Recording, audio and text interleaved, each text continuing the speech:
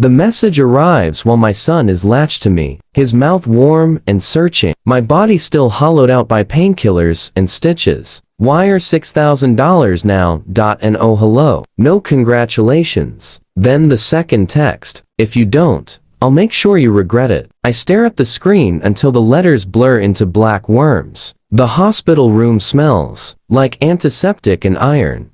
The monitor clicks in a rhythm that isn't quite a heartbeat, more like a metronome measuring how fast I am allowed to breathe. My phone vibrates again. A missed call from Dad. I answer with one finger. You're being dramatic, he says before I can speak. Your brother is under pressure. You know how he is. I look at my baby's fingers curled around my hospital bracelet. So small, so absolute. Dad, I whisper, you always make things bigger than they are. The call ends, and I understand, with a clarity so sharp, it feels surgical, that they expect me to comply. Like always, I have been their emergency fund since I was 16. Their cover story, their convenient solution. My brother's failures were my responsibility. His debts, his habits, the holes he punched in his life my problem. When I married, he said I was abandoning the family. When I got pregnant, he said I was selfish for not helping him more. Now I'm bleeding into a plastic mattress, holding a human being I grew from my own cells, and he is threatening me for money he never intends to repay. I scroll back through years of messages. Just this once. You owe me. Don't be heartless. It's a language I know by muscle memory. The pressure, the framing, the way they make it feel like love when it's actually a leash. But something is wrong this time. The threat is different. Not guilt, not anger,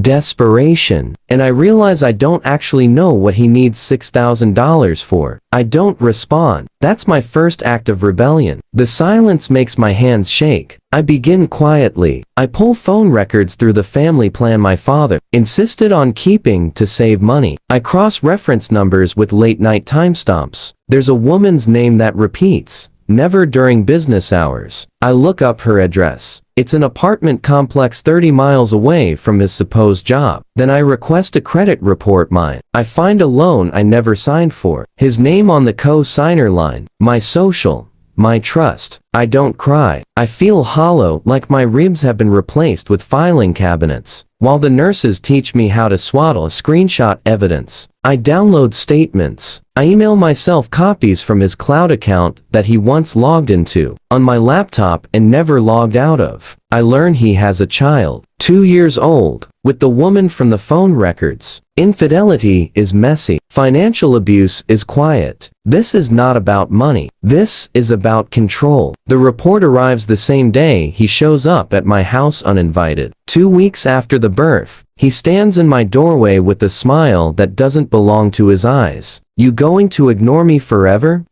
I hand him the folder. He laughs, then stops. There's a pause that feels like watching ice crack on a frozen lake. You went through my stuff, he says. I say nothing. His face changes shape. Shock drains into calculation, then into something almost like fear. That loan, he says quickly, was temporary. I was going to fix it with my identity. He opens his mouth, closes it. Behind him, his phone buzzes. I recognize the woman's name on the screen. He turns it face down. I don't mention the child, not yet. Court is not cinematic. It is beige and fluorescent and bored. My brother cries. Dad testifies about how I've always been sensitive. The judge reads the timeline in silence. Identity theft, threats, financial coercion. There is a restraining order by lunchtime. Outside the courthouse, Dad grabs my arm. You just destroyed your brother's life. I look at his hand on my sleeve. Let go. He doesn't. So I show him the last document in my folder. The custody filing from the woman with the 2-year-old. The unpaid support. The duplicated lies. Dad releases me like I'm hot. The final message from my brother comes at midnight. You planned this. You set me up. I rock my son in the dark. His breathing is a soft animal sound, trusting,